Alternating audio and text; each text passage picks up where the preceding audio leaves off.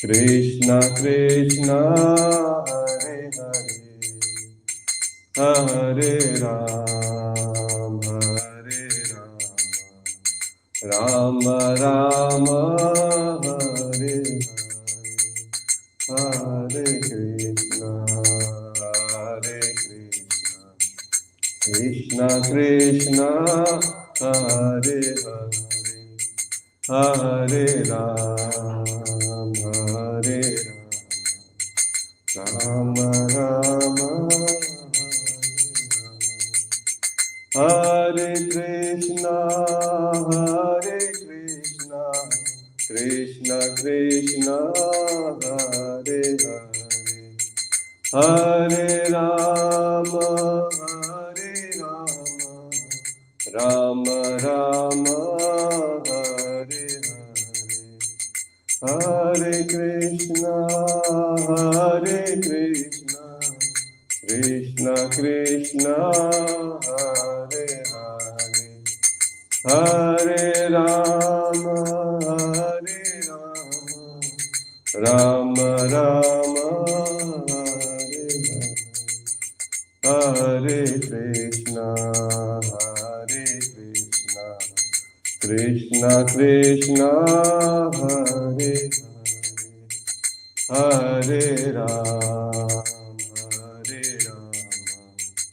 Rama Rama Hare Hare Krishna Krishna Krishna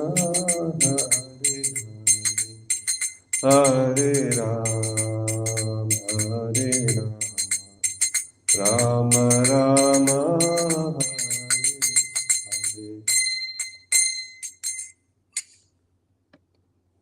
Om Namo Bhagavate Vasudevaya Om Namo Bhagavate Vasudevaya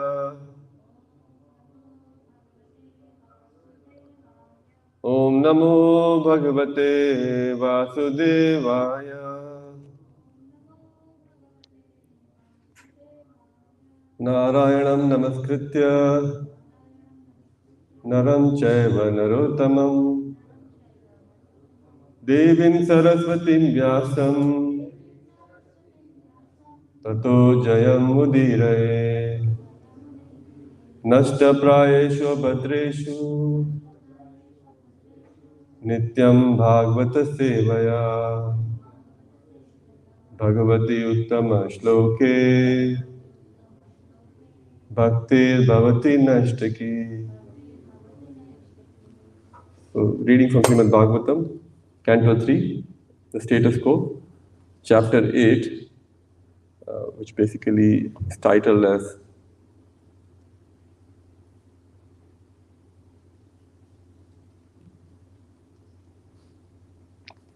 it's a manifestation of Brahma from Garbhodaksha Vishnu. So we are reading two verses today, verse 28 and 29.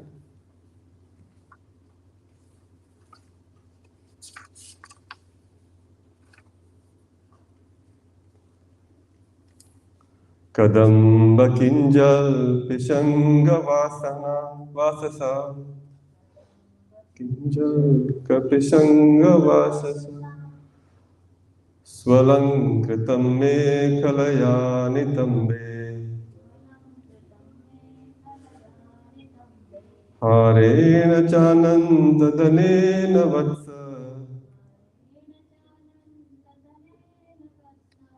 Srivatsa Vakshasthala Vallabhena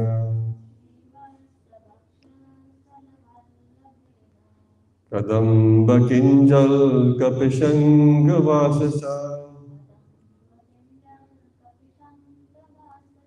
Swalankritam Me Kalayanitambe Harena Chanantadanena Vatsa Srivatsa Vakshasthala Vallabhena Kadamba Kinjal Kakapi Shangavasaja Swalang Kritam Me Kalaya Nitambe Harena Chananta Danena Vatsa Srivatsa Vaksha Stalavallabhena. Synonyms: Kadamba Kinjalaka, saffron dust of the Kadamba flower. Tishanga, dress of the color. Vasasa, by clothing. Shu Alankritam, well decorated. Mekhalaya, by the belt. Nitambe, on the waist. Harena, by the garland. Cha, also. Ananta, highly. Dhanena, valuable. Vatsa, my dear Vidura. Srivatsava, of the transcendental marking. Vakshasthala, on the chest. Vallabhena, very pleasing. Translation and purport by His Divine Grace A.C. Bhakti Vedanta Swami Srila Prabhupada Ki Jai. Please repeat the translation. O my dear Vidura, the Lord's vest was covered with yellow cloth resembling the saffron dust of the Kadamba flower, and it was encircled by a well-decorated belt. His chest was decorated with the Srivatsa marking and a necklace of unlimited value. I'll also quickly read the next verse. You can respond. Paradyakeyu Ramani Praveka. You can respond.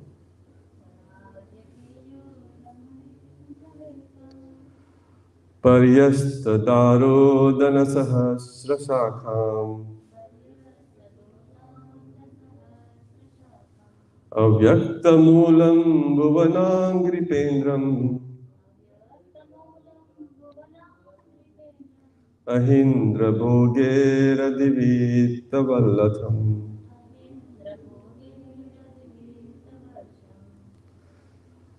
Paradya, very, very valuable. Keyura, ornaments.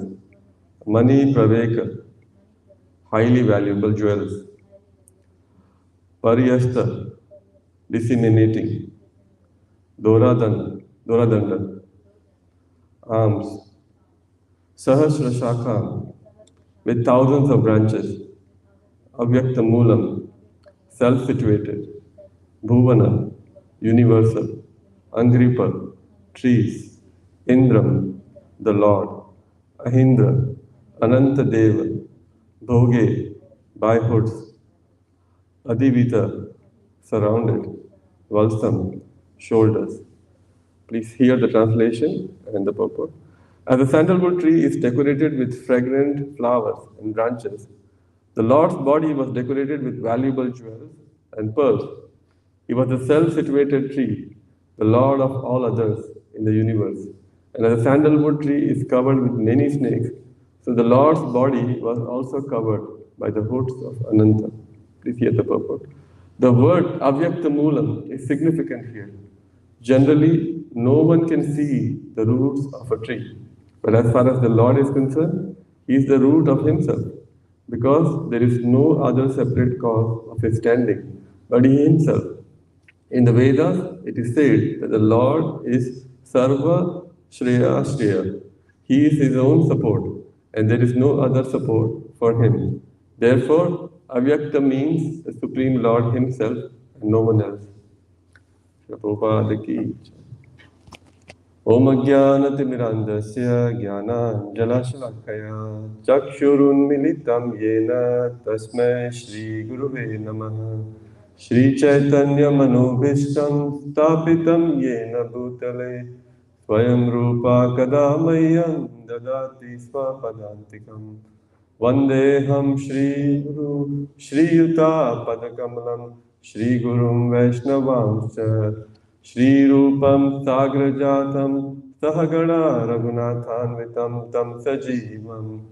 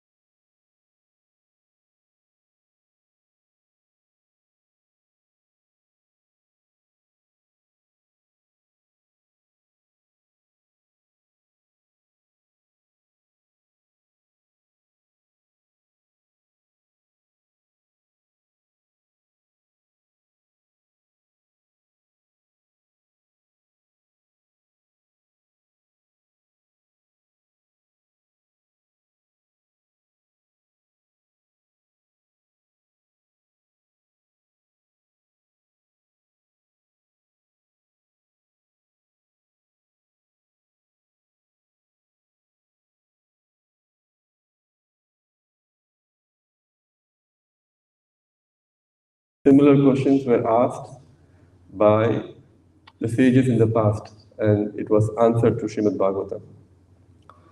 So he starts giving the parampara of the Bhagavatam, basically from Ananta Shesh, it comes to Sanat Kumaras, and then Sankhyaina Muni, and then Pulasya Muni, Parashar Muni.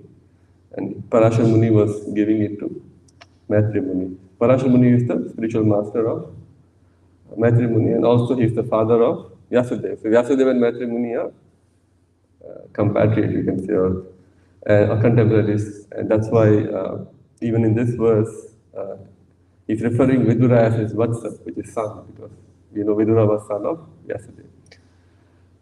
So after that, then Maitri Muni starts narrating Srimad Bhagavatam, and he says that Lord Vishnu, or Garbhodaksha Vishnu, is lying on the coastal ocean for 1,000 Chaturyuga cycle. So basically, it's referring to the day of Brahma, which is about to start now. So Brahma is every day born, you can say. So he, like all the living entities, we know that when they get annihilated, so we have different pauses, we call it. So we have a pause of sleep when all our senses stop working, so as good as we are dead.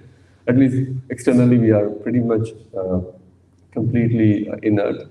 Then we have the death, which happens at the end of our current material body.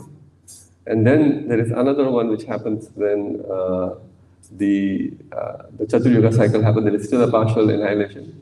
Then the major one which happens is that the Pralaya, which is called, which is the end of Brahma's day, where all the living entities get unmanifested and goes back into the body of Mahavishnu. This comes in Bhagavad Gita also, and also it is mentioned here.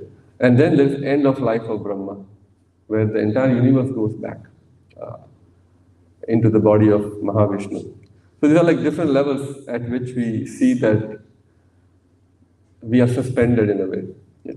So basically Mahavishnu is lying in the causal ocean, and the waters of devastation has covered the entire universe. And then it is said that the sum total of material creation, basically all our fruitive activities or our karmas, are sort of manifested in the form of that lotus, which comes budding out. And then, as this lotus comes out, it is said that it is so bright that all this devastation water gets dried up. And once this lotus comes out, again on the top of this Brahma is born one more time. So it's not the Brahma's birth at the beginning of creation, which is, 100 years of Brahma and all. So it's not that. It's Brahma now getting created for that day. So even he, you can say, goes back into the body of Vishnu, not just all the jivas. The entire universe completely gets suspended. So he's the first one who actually comes into existence. So this is the 50th year, which is 51st year of Brahma, as we know. So this is the first day of the 51st year of Brahma, which is going on. We have heard about this in the Jagannath pastime also, that before the first 50 years is Neelamada, which is Brahma is worshipping Neelamada, and for this 50 years he's going to worship Jagannath, the Lord in the form of Jagannath. So this is that first day of the 50th year, which is the same year, which is the same day which we are, which is this day of the creation. And now Brahma is actually coming into life, and we saw that the first few verses describe that Brahma is actually bewildered, because once he gets created, he's the Vedas, he's the, as it says that he's born out of Vedas, he's full of Vedic knowledge. When he comes into life, he's still bewildered, he can't figure out his source. So he starts looking around, and there he gets his 4 heads. So somebody may say that he had 1 head, so he should have got 3 more. Yeah. So, but he essentially ends up getting 4 heads as he looks around. And then he starts trying to find out his source, and he goes into the lotus. So he thinks that through the stem of the lotus, he may be able to get to the source, because the lotus is coming from. So he comes very close to the navel of Lord Vishnu, from where this lotus is sprouted. And he comes close to that chakra, which is the time chakra, which is explained in the verses. But then he couldn't understand, and he comes back. And then he meditates for 100 years. So I was just hearing one lecture where Prabhuji was clarifying that this 100 years is not 100 years of Brahma.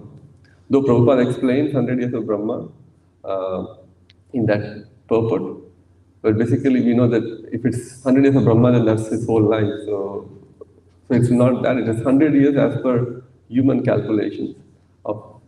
So he meditates for that small period, according to his one day. It's minuscule. He spends that 100 years, and then he sees the Lord, actually, at the end of the 100 years. And now actually, Maitreya Muni is describing what Brahma saw.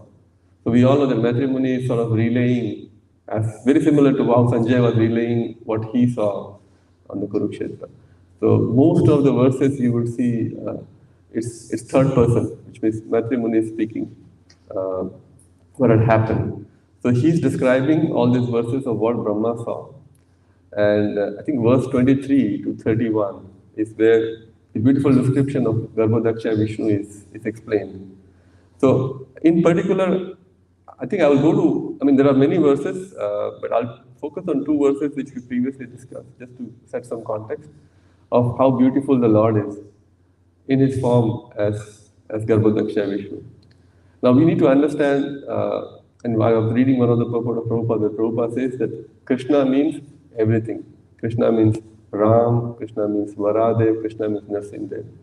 Because eventually, if let's say you're an artist, and if he takes up different characters, he dresses up differently, does it mean he's a different person? Not really, right? He's the same person, just that he's enacting a different pastime. So, Lord in any form, any Vishnu form, is actually the same Lord. That's why it's called plenary. It's the same level as the Lord. Of course, we sometimes might say that how can you have so many simultaneous manifestations? That's why we get bewildered. That how can Lord expand in so many forms? If he's that same person, then there is something. Because for us, expansion means someone's child, someone's father. It just becomes distinct entity, and that's where we relate to. But then, if you just go back, even the Ashta Siddhis there are, right? One of the Siddhis is that you can expand up to 9 times. The same person literally can expand to 9 times. Like Kardama Muni actually expanded 9 times. And then he had 9 daughters with Devahuti.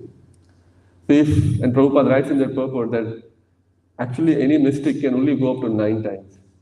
But then Lord can expand to unlimited times. And we see Lord expanding into 16,108. So if you can expand 16,108 to to actually have reciprocation with his wife. Why can't he expand into unlimited form? So always we need to remember that Lord in the form of Lord Ram, Lord Varadev. Actually, Prabhupada says Krishna means all this. This is just one complete name of Krishna, as we know. It's all attractive. So that name. So we should not get too hung up that Krishna means always in this two-handed form. Then, of course, Prabhupada clarifies that it's always this original candle from where this expansion comes and all those things. But I think the bottom line is that when we see Krishna, we always see that it's everyone, all his expansion. So Garbhadaksha Vishnu's form is very beautifully described in this chapter, in this verses from verse 23 to 33. So I think the first verse which I think I would want to just focus is the 3.8.24. So this is actually describing the comparison of Lord with the coral mountain. So Preksham Shipantam Harito Paladre Sandhya Branive Murtam Ratno Dadaro Shadisho Manasya Vanasrajo Venu Bhujangri Pangre. So here basically there are 5 comparisons given. The first comparison is that the Lord's, basically it is said that the Lord's head or his hairs are much more beautiful than actually the coral mountain. So basically when you see coral mountain, it looks beautiful, especially when there is a very nice looking cloud around it. Yeah? So if you look at the coral mountain, it looks very beautiful when it's actually being covered by the coral. The coral mountain is covered by the very nice clouds. It looks very, very beautiful. So Lord's clothes, which is Pitambar, is compared with that in this particular verse. Yeah. The next part of it is that, so basically the verse says that actually Lord's beautiful form, which is beautiful garments, actually even it even actually mocks the beauty of the coral mountain. That's the first line of the translation. The luster of transcendental body of Lord mocked the coral mountain. So it's deriding or it's sort of putting it down. The next thing is that the next thing actually comes is the crown of the Lord. So we know that on the head of the mountain, sometimes there's a gold deposit, so it looks very beautiful. So it says the Lord's helmet is gemmed, bedecked with so many jewels that it even mocks that. The third thing which talks about is that these mountains have beautiful waterfalls, beautiful herbs and all, so they look very, very panoramic. So that is getting again derided by the beautiful garland on the body of the Lord. So when Lord is wearing this beautiful garland, he looks exquisitely beautiful compared to this coral mountain. So it sort of mocks that also. Finally, the next one it says is that it is actually the Lord's arms again are very beautiful compared to the coral mountains. And then finally, it talks about the Lord's leg. So sometimes in all these coral mountains, they have very nice looking small trees and herbs on the foothill. So it is again compared with the Lord's feet. So they are more beautiful than this panoramic island. So Prabhupada in this mentions that because sometimes we get too carried away with the nature's beauty. So he says definitely we should not deride that. But the key thing in Prabhupada is that when you get this higher taste, which is Param Drashta Nivartante, he refers to that verse 259 of Bhagavad Gita. And he mentions that Lord's beauty can surpass anything which we can think of materially. Of course, Lord's beauty is transcendental, but just to give some comparison, right? That's why this whole analogy is given, that Coral Mountain, they're very beautiful. Again, I haven't seen Coral Mountain personally, but from descriptions I could make out, and I was hearing a lecture where Prabhu very nicely explains that all these 5 aspects of Coral Mountain are completely minimized by the Lord. The next one which I thought of sharing is the verse 27, which just came before that. So this talks a little bit different aspect of the Lord. It says, Mukhena loka tihara smitena parishpura kundala manditena Shonayitena darabimba bhasa pratyarhayanta sunashena suprava. So here, just reading the translation, he also acknowledges the service of the devotees and vanquished their distress by the beautiful smile. The reflection of his face, decorated with earrings, was so pleasing because it dazzled the rays from his lips and the beauty of his nose and eyebrows. So here, the first thing which comes out is, which Prabhupada mentions in this particular verse, is that the devotees, they serve selflessly to the Lord. So how does Lord reciprocate? Because the devotees don't want any material thing. So what exactly Lord can give them back, right? So it is said that the Lord gives them back his beautiful smile, very little smile which he gives. And that's the way. Prabhupada says that Lord cannot pay devotees in terms of any material opulences. So all he can do is smile them. And with that, the devotees further get enthused to serve the Lord. And then this reciprocation goes unlimitedly. Where the devotees are trying to serve Lord, to give him ultimate pleasure, and then the Lord is getting pleased and smiling on them, smiling to them. So, I mean, we perform devotional service, and sometimes we do question that what does devotional service mean? Of course, we have understanding, but even simple thing like just chanting the holy names of the Lord, just chanting, just calling out. There is no logic to be applied. There is no calculations to be applied whether the Lord is going to like it or not like it. Just be calling out, or just speaking His name, just chanting His glories. That is devotional service. I mean, just hearing is devotional service. We all know Shravanam, Kirtanam, Krishna Smaranam. I mean, Prahlad Maharaj explains this 9 folds of devotional service. But sometimes we get too caught up with sophistication which we want to have. But as simple as just chanting the holy name, nothing else. I mean, our japas, they exactly are devotional service. So sometimes when we think about this, we think that how will Lord smile on us? We are not doing devotional service. But basically, all our simple chanting practice is the ultimate devotional service which we can do in the Kali Yuga.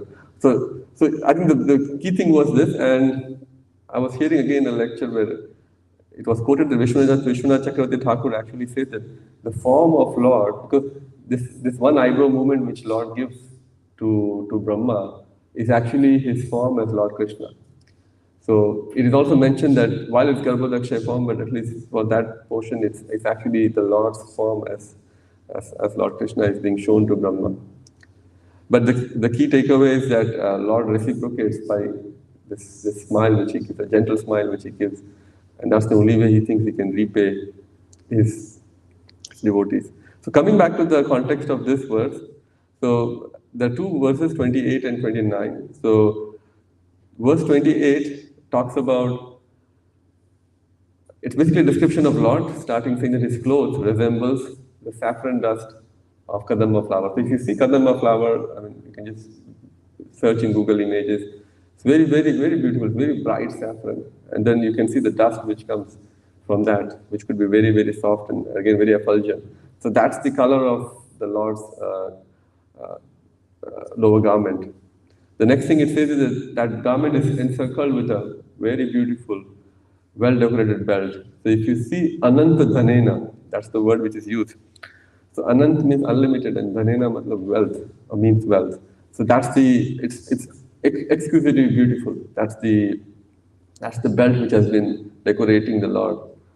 And then his chest is decorated with Srivatsa marking, which we all know that that's one of the distinct identity of the Lord.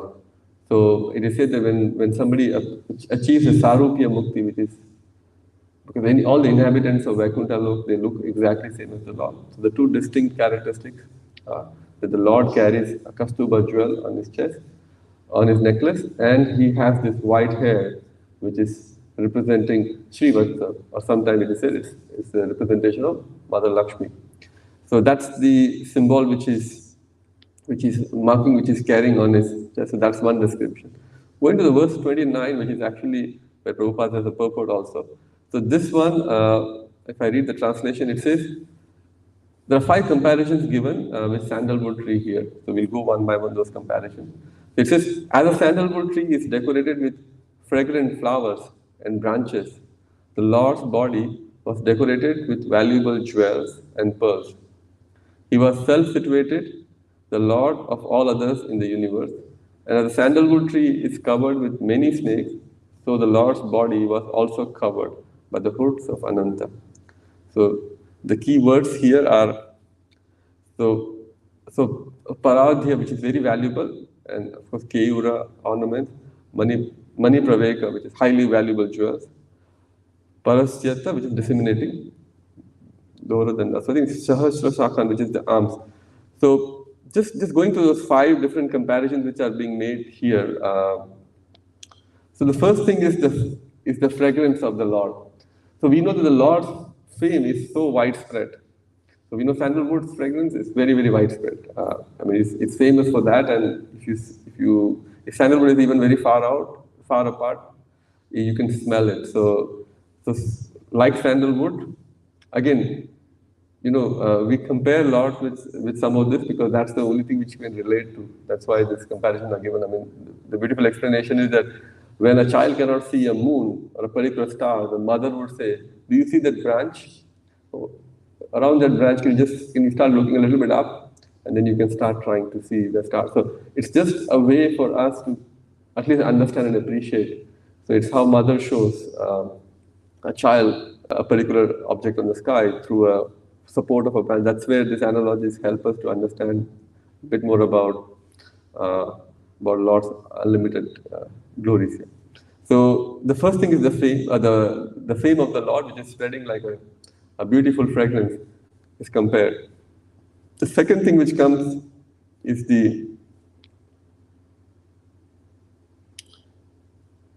actually the Lord is the protector of the whole world. So this actually this actually is very much what shows up here. So let's say the sandalwood tree is actually called as the king of all the trees.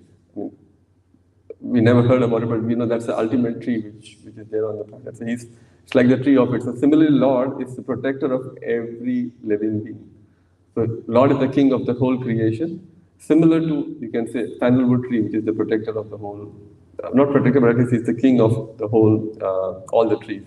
So that's the comparison which is made of Lord and sandalwood in terms of the protection, which actually comes up in this word to word, which says, if we go to Canto 2, it's mentioned that there is Ekapad and there is Tripad. So we know that this material creation is called Ekpad or Pad Vibhuti, and then there's a Tripad Vibhuti. So Tripad is 3 parts, which is the 3/4 is actually the spiritual creation, and Ekpad or the Pad Vibhuti is actually the material creation. So Lord is actually the overseer of this material creation, and that's what is compared here with the sandalwood tree. The third thing is the roots of the trees are not visible. The sandalwood tree, when you see it, you can't make out what's the root of it. You see the tree is on its own; it's completely independent. Very similar to that, you cannot make out the root of the Lord, right? So the famous story which we know that once a scientist asked an old woman that this earth is standing on what? So she said it's standing on tortoise. It's sitting on tortoise. So the scientist said, "Can you tell me where does the tortoise is standing on or sitting on or resting on?" So the lady said that it's tortoise all the way, which means there is nothing else. So it's tortoise all the way. It doesn't have any root anymore. Of course, that was his simple understanding. But basically, at the end of the day, if you start finding the cause of something, you need to ultimately end up to the absolute cause, which is Supreme Personality of Godhead. So Lord is that same Avyakta, whose root cannot be determined. You can't just make out his root. So like, of course, sandalwood, you may say practically we can just dig out the sand around it and we'll find the root. But at least externally, you're not able to see the root of it. So the Avyakta Mula here refers to, Prabhupada clarifies in the purport, it refers to Supreme Personality of Godhead, whose root cannot be identified. So So yesterday, I think there was a Mataji who is giving Srimad Bhagavatam class to the kids. So I was just overhearing that. So she was, but there's a Bhagavatam, Mayapur Institute is running a very beautiful series of Bhagavatam studies for young kids from 7 to 9 and 14 to 15 and the different age groups. So one of the kid asked actually Mataji that, Mataji, okay, Krishna created all this, but can you tell me who created Krishna? And he was asking in a very, very innocent way that, Mataji, but can you tell me who exactly created Krishna? If he is being created, he's been creating everyone. So that's where Mataji, of course, told her that that's the actual, that's something which we can't answer. Of course, to give a simple answer to him, that's the important question, which is what is getting answered from the Vedas, that there is no source of Krishna. He is the ultimate personality. He is the absolute truth. That's why the term absolute means there is no relativity to it. You got to accept it. It's like take it or leave it. So that's basically the absolute truth part of it. That's what Vedas have completely explained with Janmadasya. So basically, he is the source of creation, destruction, and maintenance. So that's the third comparison. So just to repeat, first was the fragrance of the Lord, which is spread as a fame of his. Second is he is a protector, like the king of the trees, which is sandalwood. Third is that he is avyakta mulana, which is basically that Lord's root is not determinable. The way the next thing is the Lord's arms are spread throughout the world. So anena shakhana, which is anena shakhena, which is basically the word which is used in this. So again, you can say this is like a protection of the Lord. That Lord's doradanda shahasra shakram. Basically, the arms of the Lord are spread everywhere. Very similar to the branches of the sandalwood tree. The Lord is manifested in the entire creation. And finally, it talks about the Lord is covered with the Ananta Shesha, very similar to the sandalwood trees, which have a lot of snakes which are wrapped around it. So I just did a quick research of does really snake they rest or they stick to the branches of the sandalwood tree. So I found that that's the case. Because snakes, by nature, have a very, they need a bit of coolness. So if they are on the land, they usually go on they're usually they're staying in the bottom they stay below the surface of the land. So they dig a hole and they stay there because it's much cooler there, as we all know. And similarly, when they're outside, they try to encircle the branches of the sandalwood tree because it's much more cooling. So very similar to that, Ananta Shesh is actually is actually the one who is around the shoulder of the Lord. So those are the 5 comparisons which comes out in this particular verse. And again, as we go through the next, so of course you may say there is no mention of sandalwood in the entire word to word or the purport, but how come Prabhupada is bringing sandalwood? So that's basically the Acharya's mercy that it's not just verbatim, right? It's knowing the essence of what is being said here, and of course all the previous Acharya's commentaries are coming through here. So those are the 5 comparisons with sandalwood tree. The key message which comes out from this particular verse is the avyakta moolam, which is saying that the Lord is whose source cannot be determined. So there are many other verses. Bhagavatam is full of different descriptions of the Lord. I was just going through a few more. Let's say when Sanat Kumaras, when they see Lord coming out, emerging from his inner chambers, Sanat Kumaras, when they see Lord coming in his Vishnu form, how they receive. Then similarly we have Kadama Muni seeing the Lord after his 10,000 years of meditation. So I thought of just reading one purport where very nicely there is a description of Prabhupada explains this in the, let's see if I can pull that out. So this comes in 3:15:38. So just reading the translation of that. So this is, because I wanted to just bring one key thing about, because sometimes we think that will we be ever eligible to see the Lord face to face? So Prabhupada clarifies this in this particular purport. So the sages headed by Sanaka Rishi saw the Supreme Personality of Godhead Vishnu was formerly visible only within their heart. In ecstatic trance, had now actually become visible to their eyes. As he came forward, accompanied by his own associates bearing all paraphernalia, such as an umbrella and a chamara fan, the white bunches of hair moved very gently, like two arms, and due to their favorable breeze, the pearls garlanding the umbrella also moved like drops of nectar falling from the white full moon, or ice melting uh, due to the gust of winds. You see, even the umbrella had a garlanding, just imagine, and not just a lot. So it was so opulent. There's a very beautiful picture of this particular. I mean, there are a couple of beautiful pictures which actually shows Lord emerging from his inner chambers to see Jai Vijay and Sanat Kumara. So, particularly in this purport, which is 3:15:38, I think I'll just read the last paragraph. It says, so, but when they are mature, the same God is visible before them face to face. For ordinary persons, the Lord is not visible. However, when one can understand the significance of His holy name, and one when engages himself in devotional service of the Lord, beginning with the tongue by chanting and tasting prasad, then gradually the Lord reveals Himself. Thus, the devotee constantly sees the Lord within his heart, and in more mature stage, one can see the same Lord directly as we see everything else. So I just thought of sharing one small story. This happened with Rupa Goswami. So once Rupa Goswami was actually in his samadhi. He was meditating on one of the pastimes of the Lord, and actually the pastime was this. Radharani was being decorated by his sakhis. So they were braiding her hairs in different styles, and they were very nicely decorating them.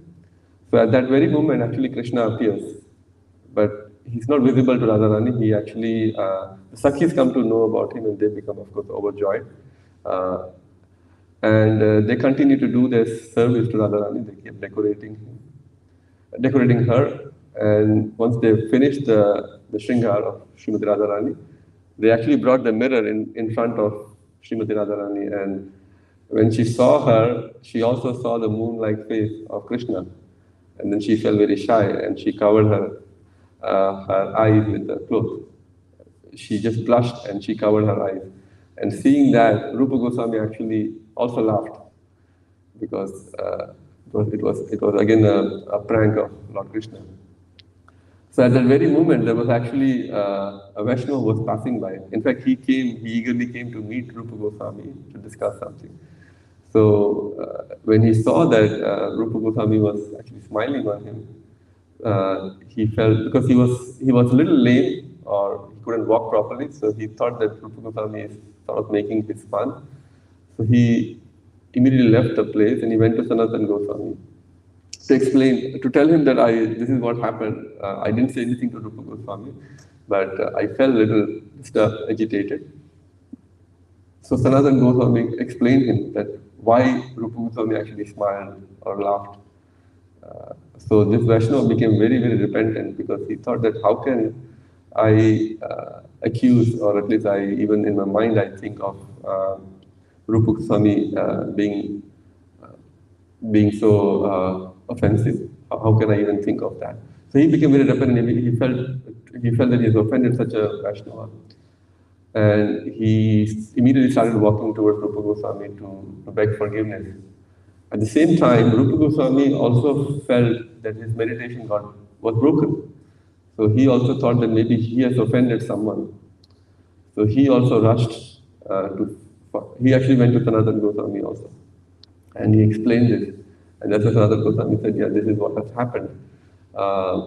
And then Rupa Goswami actually went and Rupa Goswami and this Krishna Das, his name was Krishna, this Vaishnava who got offended. So Krishna Das immediately fell on the ground and he begged forgiveness. And he told him that this is, I offended you, thinking that you're mocking me or something. And then Rupa Goswami immediately reciprocated, not just reciprocated, he said, I didn't offend you because I didn't pay attention to the situation. So please forgive me. He again fell on the ground, Rupa Goswami himself. And he also gave his heartfelt apologies to the Krishna God. So of course they finally outpour both of their hearts. That okay, but the thing is that of course Rupa Goswami is none other than Rupa Manjari. These acharyas, they're eternally liberated. They come from spiritual world, but I think simple lesson which we can hear is that we definitely can meditate. Krishna repeatedly says, "Manmana bhavamad bhakto," or "Ananyas chintayanto mam." So basically, he's not just giving a theoretical knowledge. I know at back of the mind, with many years of practices, definitely we have Krishna definitely in our thoughts, in the back of our mind. Just that this meditation has to go more intense. And the other learning from this episode was that we can't even unknowingly offend Vaishnavas. Even that can actually be disturbing. So we got to be very, very careful to make sure that we don't offend Vaishnavas. So that's the level. I also thought of sharing, because this particular pastime comes in the book called as Bhakti Ratnakar, which is actually written by Narhari Sarkar. So yesterday was Vasant Panchami, where it's a very important day on the Vaishnava calendar, and also on the same day, Her Grace Lalita Mataji took a leave from the material world for her onward journey. So I also thought of sharing some important events which happened. So Narhari Sarkar had a brother called Mukunda Das, which we all know, who was a physician. And he had a son called Raghunandan Thakur. So his appearance day is also yesterday. So Raghunandan Thakur was born yesterday, or his appearance day is on Vasanta Panchami. There was also appearance day of Vishnu Priya, which is consort of Chaitanya Mahaprabhu. Also, on this day, there is an appearance day of Raghunath Das Goswami. And there's one more actually.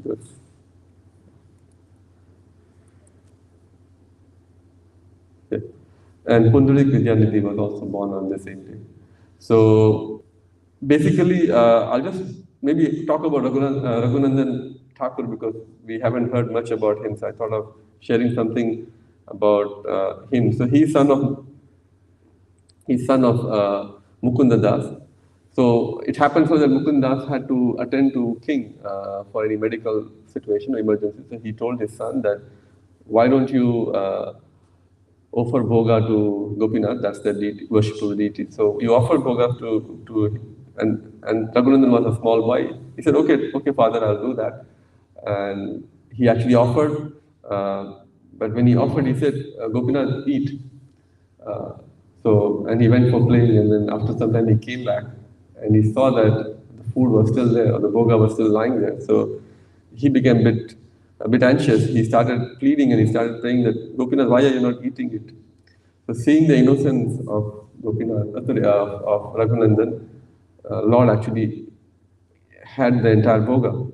And later on he came and he took the empty plate and he put it in the kitchen. So during the evening, later on when Mukunda Das came back, he asked his son that now we bring the Mahaprasad for us, let's honor it. So he said, what Mahaprasad? Because he didn't know the entire process. This is the first time Mukunda asked his son to offer. So he said, you told me to feed it to Gopinath, so I just gave him and he finished it. So Mukunda actually said, how can that happen? But then he had some inkling, some doubt that maybe it might have happened. So he told that, okay, if that's the case, why don't you offer him one more time? Take this laddu and go and start offering to Gopinath. Let's see whether he can eat it or not. He said, okay, I will go and do that. So he took the laddu and again he started offering. And as he was offering, Lord came and he took the laddu in his hand and started eating. As soon as he had the first bite of it, or a little bit of it, Mukunda entered. And actually saw, and then Lord stopped eating immediately. And then it is said that half laddu is still lying there in the town where Raghunandan used to say. It's called Sikhandi or something. Okay. Yeah. So Srikhanda is the place where Raghunandan was born. So basically that Srikhanda, that place is still there, that half laddu is still there. So once Mahaprabhu actually asked Mukunda, he called Mukunda once and he told that, tell me who is the father and who is the son. So Mukunda said that Raghunandan is my father. So Mahaprabhu said, how is that the case? So he said that actually a father is someone who gives you devotional service. So for us, Raghunandan is the one who gave us devotional service, or he gave us the devotional service. So for me, he's my father, and not that I am his father. Actually, Narhari, as I said, Mukunda and his brother was Narhari Thakur. So he was his elder brother, and actually Raghunandan was in a dear care of his uncle. Bhakti Ratnakar is that very special literature where even this pastime has been explained about Lord eating this half laddu. The one which we just now spoke about, Rupa Goswami, and his meditation was also spoken in that same literature. So those are some of the beautiful pastimes. Of course, other Pundarik Vidyanidhi, we know that he was again born in I think Chittagong, which is a place in Bangladesh. That's where he was born, and along with him there was another Mukunda, or maybe it's the same Mukunda, who brought Gadadhar Pandit to meet this very rich person, which is Pundarik Vidyanidhi. And when Gadadhar Pandit saw him, he had a bit of I won't say offensive view to it, but at least he felt that how come Mukunda has brought me to meet this materialistic person? And at that very moment, he sang this Barha Pidam Natavapu. That's the verse which was sang by Mukunda, and immediately he went into trance, Pundarik Vidyanidhi. He tore apart his linen and his clothes and all, and he started exhibiting all the Ashtavikara. And that's where Gadadhar Pandit came to understanding that he is actually none other than a pure devotee of the Lord. Mahaprabhu often used to call Pundarik Vidyanidhi as father. Hey father, please come. So then I think it's basically in the Gaur Desh Deepika where it's explained that he is none other than Vishnu Shubhanu Maharaj. So of course, Mahaprabhu is Krishna in the mood of Srimati Radharani. And of course, her father is Vishnu Maharaj. So he used to address often Pundarik Vidyanidhi as father. And Gadadhar Pandit took shelter of Pundarik Vidyanidhi. So he is his spiritual master. So he took the Diksha from Pundarik Vidyanidhi, who was such a great personality. So the very important day, of course, Raghunath Das Goswami, we know it's an emblem of renunciation. And we have Vishnu Priya, who was the consort of Mahaprabhu, who stayed after Mahaprabhu left for almost 80 years. I remember visiting that place where Vishnu Priya mother used to stay, and it is said that she used to chant one round and take one grain of rice and keep it aside. And how many rounds she used to chant, she used to cook that much of rice and honor it.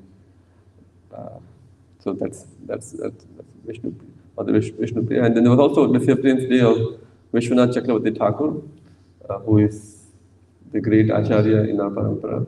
It is said that after Mahaprabhu, 6 Goswamis left. Then there was Srinivasa Acharya, Narottam Das Thakur, and Shamanand Pandit, who took care of the reins, or at least to make sure that the missionary activities are going on. But then after they passed away, there was a dark period for some time. And then devotees like Vishwanath Chakravarti Thakur took over the charge of spreading the Gaudiya mission. So Vishwanath Chakravarti Thakur, we know, is the He's the most celebrated Acharya with his exquisite commentaries on Srimad Bhagavatam, Bhagavad Gita. He has written various commentaries on top of works of Rupa Goswami like Bhakti Rasamrita Sindhu, Bindu. So he wrote a commentary saying that I'm giving you the drop of what Bhakti Rasamrita Sindhu has it. So another book of Rupa Goswami was Ujjwal Neelamani. So he wrote Ujjwal Neelamani Kiran, basically. So a ray of that money, which Rupa Goswami gave. So, I mean, of course, we keep hearing about Vishnu Chakravarti Thakur's works. He is the most prominent Acharya who went back and stayed in Vrindavan after his, because he had three spiritual masters. His uncle, I think his father, and of course he had been taking shiksha and diksha from various elevated souls, and he took their permission. So actually, it was one occasion where he was asked, "Did you read Srimad Bhagavatam?" Then he said yes. Then his uncle asked, "Then what is the purport of Srimad Bhagavatam? What's the ultimate thing which you gain?" So he couldn't answer that. So he told, "You go and read one more time Srimad Bhagavatam." He went and read for a few more days, and he again came back. And then he asked his uncle again asked that, "What's the import? Or what's the importance of Srimad Bhagavatam?" So he said that to go back to Vrindavan, to go to Vrindavan. So then his uncle said, "Yes, you have understood the import of Srimad Bhagavatam." And then he took permission of his uncle and he went back. And he stayed in Vrindavan. He wrote various commentaries on all the major literatures. And of course, he had a celebrated disciple, which is Baladev Vidyabhushan, whose work also is again very, very renowned. Which is one of the important things. He wrote commentary on Vedanta Sutra called Govinda Bhashya on the orders of his spiritual master, which is Vishwanath Chakravarti Thakur. First, because there was a dire situation where Gaudiya Vaishnavism was being challenged whether this is bona fide or not. Because any bona fide Vaishnava Sampradaya should have their own commentary on the Vedanta Sutra, not just that they adopt. Because Vaishnavas believe that Srimad Bhagavatam is a natural commentary of Vedanta Sutra. So you don't need any other commentary. But then, just to keep up to that challenge, within few days, with the kind blessing of Madan Mohan, Radha Madan Mohan, and his spiritual master, within few days, Baldev Vidyabhushan wrote this commentary, with being empowered by Vishwanath Chakravarti Thakur to write this. So it's very nice that we remember all this, and also we should. I mean, Lalita Mataji, definitely we all were close to her, and I remember, I mean, many exchanges with Mataji. So we will miss her association, but then Krishna had his plans. As Devaki Prabhu said, time is not on her side, so she has decided to move on, and we just keep her in our prayers and continue to fondly remember all the association which she has given us. Because it's very rare to have Vaishnavas like her who are around us. Hare Krishna. So, any questions, devotees, from these verses, or any other discussions or any comments?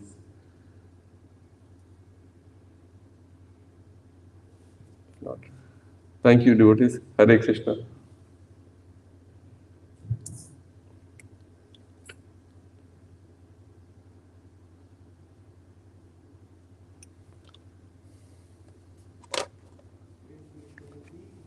Shri Prabhupada ki